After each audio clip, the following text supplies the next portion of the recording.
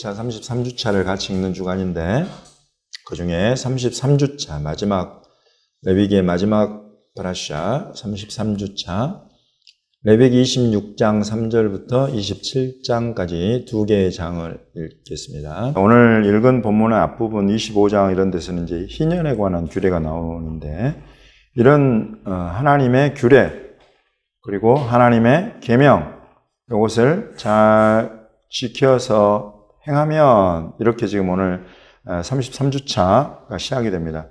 하나님의 규례들, 하나님의 계명들을 잘 지키면 하나님께서 이런 복을 줄 거다 하고 복에 쭉 나열이 되죠.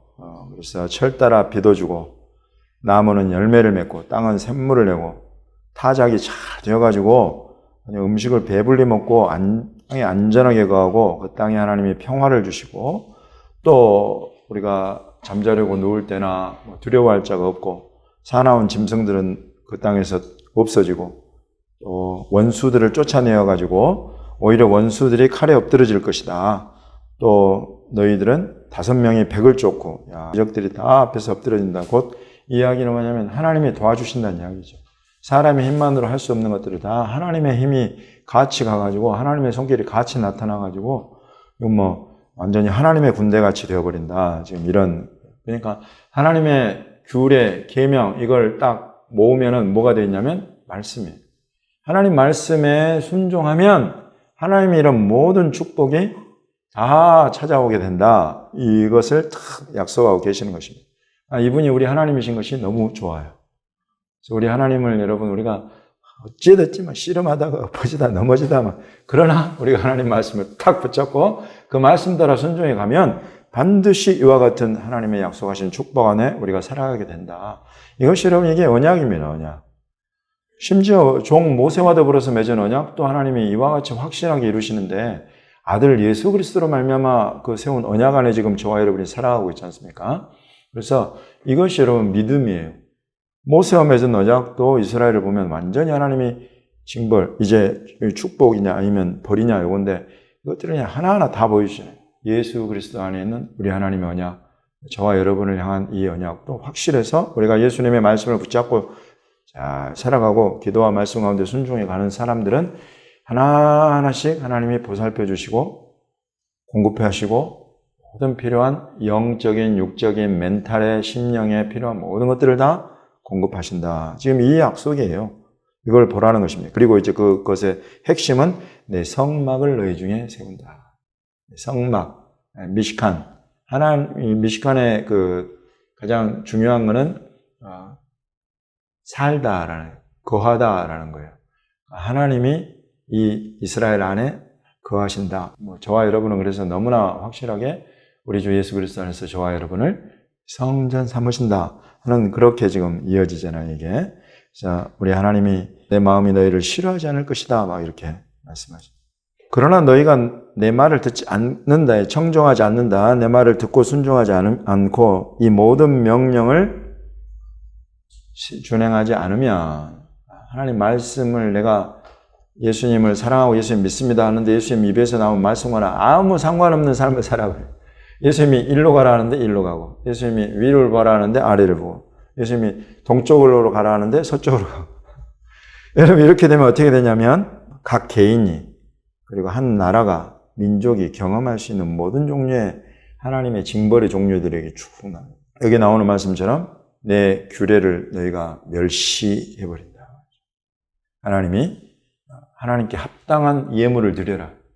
하나님께 합당한 그 관계성 안에서 그 주권과 소유권을 인정하는 11조를 너희가 드리는 거, 그거 하나님 보신단 말이죠. 이것이 이 사람의 의와 거룩을 결정하는 건 아니지만 이건 하나님과의 관계성이에요.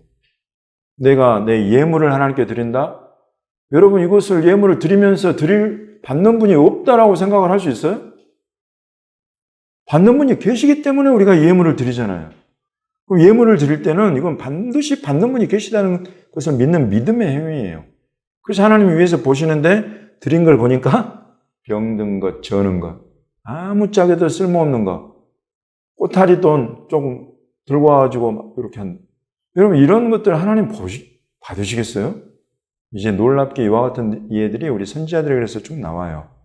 그러나 11조를 하나님 내게 주신 모든 것이 다 우리 하나님의 은혜로 사랑으로 주신 건데 그 중에 또 이것들 나 쓰라고 또 내 주변에 쓰라고 하나님 주신 거니까 내가 잘 쓰겠습니다. 그러나 그 하나님의 주권과 통치권을 내가 인정하는 이 믿음 안에서 이 10분의 1을 내가 떼어서 하나님 앞에 믿음으로 드립니다. 여러분 하나님의 그 11조 그 10분의 1은 이건 하나님과의 관계성이에요. 이 10분의 1을 드린 다음에 10분의 1을 받으시는 그 주권자와 그 주제가 계신 것을 내가 마음에 믿는 믿음의 행위예요. 그 믿음을 하나님이 가볍게 보시겠어요? 아니다 말이죠. 절대. 그리고 그 11조라는 것은 이 소유 전체를 모든 것을 보살피고 돌보고 안전하게 하고 더 풍부하게 하시는 권세와 힘과 그 능력과 은혜가 아버지께 있음을, 하나님께 있음을 인정해 드리는 나의 믿음의 행위인 거예요. 하나님 이것을 보시는 것입니다. 11조 드릴 때 그냥 아무렇게나 기계적으로 드리지 마십시오.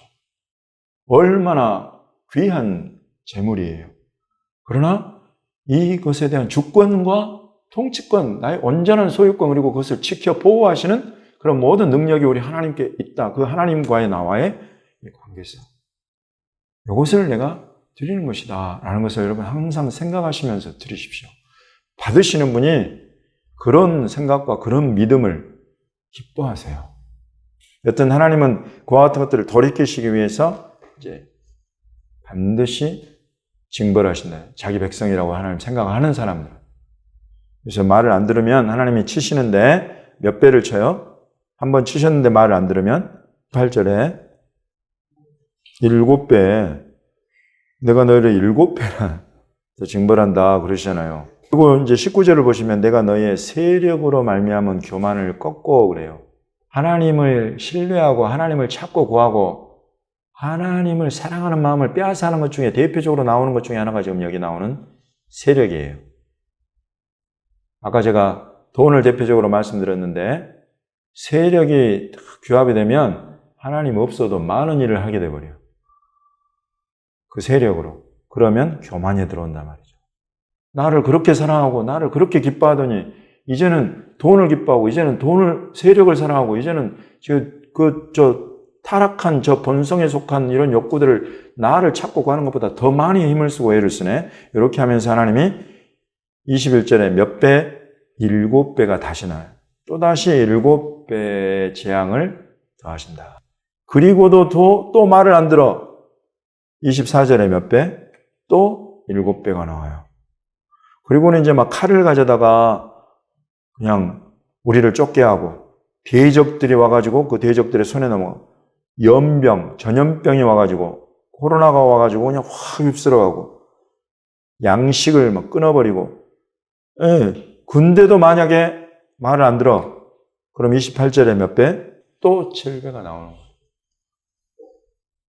여러분 하나님 무섭습니까? 안 무섭습니까? 이런 하나님 손에 빠져들어가지 않는 것이 최선이요. 한번 빠져들어가면 이스라엘을 보십시오. 멀리 갈 것 없습니다. 이스라엘을 보십시오. 그래서 7배, 7배, 7배, 7배 그 마지막에 해당하는 것들은 이제 그 땅에서 쫓아내버리는 거예요. 땅에서 쫓아내고 그 땅은 안식으로 들어가 버려요. 근데 그 안식은 황폐함이에요. 그렇게 하나님 만들어버린단 말이죠. 그리고 그것을 우리는 이스라엘을 통해서 보았습니다. 예레미야 16장 19절부터 17장 14절까지 읽겠습니다. 예레미야 선지자를 통해서 하나님이 두 종류의 사람을 비교를 하십니다. 5절과 7절에 있습니다.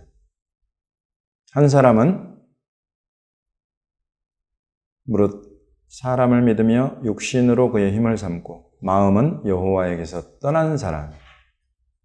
이 자체를 하나님이 뭐라고 그러시냐면 저주를 받은 사람이다. 마음이 여호와에게서 떠난 사람이 있다는.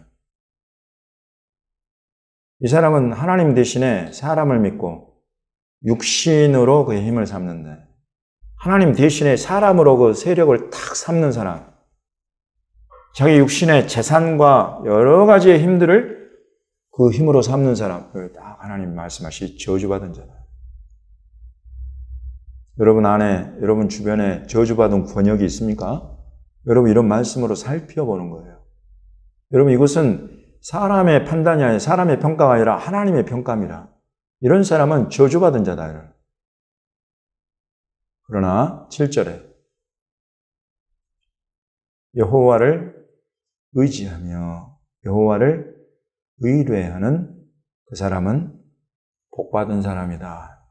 복받은 사람이다. 하나님을 신뢰하는 사람의 특징은 대표적으로 두려움이 없어요. 이게 뭐냐면 내 삶에 다양한 일이 일어나잖아요. 여러분 우리는 인간이라서 우리 인간 세계 안에서 일어나는 내가 속한 세상과 가족 안에서 여러 가지 일들이 일어나요. 그 가운데 좋은 일만 있어요? 절대 아니에요. 힘겹고 에너지가 많이 소모되고 신경 쭈삣 서게 만드는 그런 일들이 얼마나 많이 일어나는지 몰라요. 내 주변에 내 안팎에 그런 일들이 항상 있어요. 이게 여러분 우리가 지금 이 땅에 육신을 입고 살아가는 한에는 이런 것들로부터 자유로운 인생 없습니다. 그러나 그와 같은 일들이 왔을 때에 하나님을 신뢰하는 사람이냐 그렇지 않은 사람이냐는 이때 땅은 겁을 먹고 두려움을 먹고 걱정과 근심으로 이런 사람이 있는가 하면 하나님을 신뢰하고 이 하나님의 주권, 절대 주권과 나를 향한 선한 계획 가운데 이런 모든 일들이 있다. 하나님의 손 안에 있다. 라고 하나님을 신뢰하는 사람의 그 입에는 이 되어진 일들 속에 어떤 현상과 형편이든지 감사가 나오게 있어요. 하나님을 찾고 구하고 기도하고 하나님을 신뢰하면서 감사함으로 모든 너희 구할 것을 감사함으로 하나님께 계속 아뢰는 이런 사람이 참으로 하늘의 능력, 하나님의 영광을 그 빛을 주변에 흘러가게 하는 사람, 복받은 사람이다. 이런 복받은 사람으로 살아가시기를 예수님의 이름으로 축복합니다. 그래서 이 두 가지 사람을 딱 두 가지 나무로 딱 비유를 해요. 하나는 6절에 사막의 떨기나무라. 저주받은 사람은 사막의 떨기나무. 그러나 8절에 복받은 사람은 물가에 심겨진 나무라. 이렇게 두 가지로 다. 물가에 심겨진 나무는 어디에 나와요? 시편 1편에 나와요. 그 축복의 사람이 바로 여호와를 의지하며 여호와를 신뢰하는 사람이다. 복받은 사람이다. 이렇게 나와요. 우리 예수님의 말씀 요한복음 5장 44절을 보시면 너희가 서로 영광을 취하고 유일하신 하나님께로부터 오는 영광은 구하지 않는다라고 예수님이 딱 평가를 내리십니다. 예수님 당대의 정치 종교 지도자들을 딱 만나고 이스라엘 리더십들을 만나고는 이런 평가를 하시는 거예요. 지금 이 평가는 아까 예레미야서의 축복과 저주 가운데 어디에 속하겠습니까? 이 저주에 속해 있죠. 왜냐하면 서로 영광을 취한다는 말은 사람과 사람. 그래서 여러분 이때의 특징은 뭐냐면 파를 형성을 해가지고 세력. 그래서 이런 파 저런 파를 형성해요. 바리새파, 사두개파, 에세네파, 파를 형성을 해가지고 파의 많은 제자들을 모아가지고 세력으로 그래서 누구 세력이 더 크네 하고 그 세력의 수장이 누구냐에 따라서 막 힐렐도 있었고 샴마이도 있었고 막 이러잖아요. 무슨 학파. 여러분 이러면서 실제로 유일하신 하나님께로부터 오는 영광 구하는 자는 없었다는 거예요. 야, 이런 아이러니가 있어요. 그러니 어찌 나를 믿을 수 있느냐? 이 말씀은 하나님이 모세를 통해서 주신 아까 규례와 계명들 그것들을 듣고 순종하면 하나님이 이런 복을 주고 그것들을 저버리면 하나님이 이런 벌을 주신다라고 하셨는데 이제 이 아들, 이 유일하신 하나님이 보내신 나는 왜 보내셨느냐면 이 안식일마다 지금 이 샤반 예배 때마다 읽는 메시아 축복 구직 블레싱 그 말씀이죠. 이는 내 사랑하는 아들이요 내 기뻐하는 자니 너희는 그의 말을 들으라. 이제는 모세의 규례, 모세의 계명들 아닌 거예요. 누구의 말? 예수 그리스도의 말, 그 입에서 나온 말, 그 말을 들으라 라고 하나님이 예수 그리스도를 보내셨다는 것입니다. 그렇기 때문에 지금 예수 그리스도를 받느냐 받지 않느냐는 완전히 생명이냐 사망이냐 축복이냐 저주냐를 결정하는 그 유일한 판단 근거가 되는데 이 예수를 받아들일 공간이 없어져 버렸어요. 왜? 자기 팔을 만들고 세력을 만들어. 그것이면 충분하고. 그 안에 돈도 있죠. 명예도 있죠. 그 안에 힘이 있어요. 하나님은 필요 없어요 버렸어요. 하나님이 보내신 자도 필요 없어요 버렸어요. 여러분 이게 단지 이 시대 이야기하겠어요? 지금 이 시대에 저와 여러분에게도 똑같이 적용되는 겁니다. 그래서 여러분 우리가 일부러라도 정말 하나님 없이는 어찌해 볼 수 없는 상황 안에 있는 것을 감사하는 저와 여러분이 되시기를 바랍니다. 하나님 너무 하나님 없이는 정말 어찌해 볼 수가 없습니다. 좀 이런 상황 가운데 있으면 감사하십시오. 나를 도와줄 물질적으로 여러 가지로만 나를 도와줄 사람들이 너무 많아가지고 하나님을 찾을 필요조차 없어진 그런 사람. 세상에서는 다 그런 사람들을 대단하다고 그래요. 여러분 이게 세상이에요.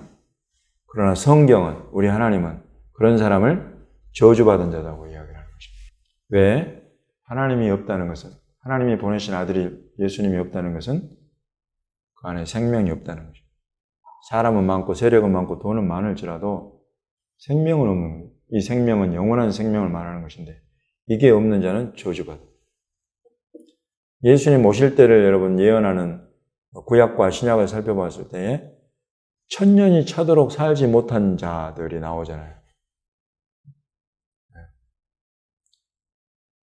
예수님이 오셨을 때에는 천년 동안 다스리시는 천년왕국이 있던데 그때 예수님과 함께 다스리는 사람들이 나오는데 이 사람들은 천년 동안 예수님과 함께 사는 사람들이에요.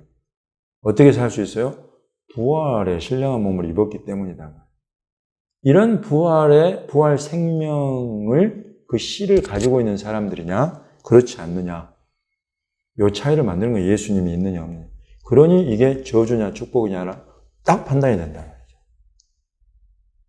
그렇게 연결하고 계시는 것입니다. 지금 예레미야 17장 아까 이 두 사람 비교는 지금 여기 예수님께서 서로 영광을 취하고 유일하신 하나님께로부터는 영광을 구하지 않는 지금 이 시대를 향한 선지자적인 메시지를 지금 하고 계시는 것입니다. 유명한 말씀 여기에서 하시잖아요. 너희가 성경에서 영생을 얻는 줄 생각하고 성경을 연구하는데 이 성경이 곧 내게 대하여 나를 증언하는 것이 바로 이 성경이다. 여기서 말하는 성경은 구약이죠. 온 구약 전부가 실은 나를 증언하고 있는 것이고 예수 그리스도를 예슈아 하마시ach 하나님이 보내신 나를 증언하고 있는 것이다. 나를 그러므로 이 성경을 통해서 보는 자는 영생을 얻는 것이다. 여러분 그래서 우리 지금 파라샤의 구약 뽕으로 읽는 작업을 그래서 하고 있는 겁니다.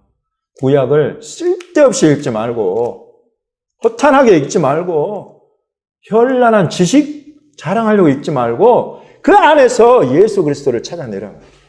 그 작업을 하고 있는 것입니다. 구약이 어떻게 그림자로 예언되어 있고 어떻게 실체로 오시는가. 그러나 실체의 영광을 뚜렷하게 보려면 처음에 그림자가 어떤 형태로 주어졌는가를 보면 실체의 영광이 뚜렷해진다. 여러분 이런 차원에서 우리가 지금 이걸 함께 읽어가고 있습니다. 사도들에게 디모데전서 6장 3절에서 19절까지 재물의 특징은 정함이 없는 것이다. 있다가도 없고 없다가도 있고 하나님이 슥 불면 날아가 버리고 이런 것들이 재물이니 그것에다가 소망이라는 이것에 절대 가치를 두지 마라. 그러나 우리에게 모든 것을 후하게 주셔서 누리게 하시는 하나님이 계시는데 그 하나님께 너희의 소망이라는 이 가치를 하나님께 두어라. 귀중한 이 소망을 하나님께 두어라 라고 가르치는 것입니다. 그래서 계속 이것을 사도 야고보가 대비를 하고 있어요. 대조. 이제 가장 먼저는 우리 지금 전체를 관통하여 흐르는 우리 주 예수 그리스도의 말씀과 경건에 관한 교훈을 따라라, 순종해라.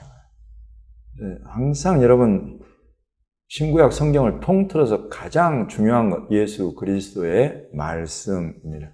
말씀이신 예수 그리스도 그의 말씀과 경건에 관한 교훈을 순종하고 따라가는 사람, 그 사람이 복 있는 자다. 이렇게 여러분 샤반 예배에 우리가 오셔서 예수 그리스도를 예배하고 예수 그리스도의 말씀을 계속 듣고 살피고 그것으로 나를 점검하고 비추어 보는 이런 사람들. 여러분은 정말 우리 하나님 큰 축복의 사람이다. 이런 분명히 이것은 오늘 하나님께서 저와 여러분의 귀와 심령에 들리시는 확실한 하나님의 음성입니다. 복받은 자들이다. 계속 우리의 소망을 재물에 두지 말고 재물을 주시는 하나님께 두어라. 그리고 그렇게 주셨을 때 예물도 드리고 11조도 드리고 이러면서 하나님과의 그 펠로우십과 관계성 이것을 계속 확인하고 믿음으로 우리 하나님 앞에 계속 예물을 올려드릴 수 있는 또 사람이 되어라. 그래서 여기 보면 선을 행하고 선한 사업을 많이 하고 나누어 주기를 좋아하고 너그러운 자가 되게 해라. 이것이 장래에 자기를 위하여 좋은 터를 쌓아 참된 생명을 취하는 것이다. 이것은 이제 장래이지만 바로 오늘날 지금 우리 하나님과의 관계를 굉장히 우리로 친밀하게 만드는 너무나 중요한 일들이 바로 재물을 이렇게 활용하는 것이다 라고 말하는 것입니다. 그래서 나는 저와 여러분에게 주님이 또 우리 교회 차원으로도 또 우리 국가, 나라와 민족 차원으로도 주님이 많은 재물을 주실 줄로 믿어요. 우리도 이렇게 많이 주실 때에 지금 이 말씀을 딱 기억하고 하나님의 뜻과 비전에 많은 그런 재물을 드리고 후원해서 장래를 위한 좋은 틀을 쌓아가는, 세워가는 저와 여러분이 되시기를. 아멘.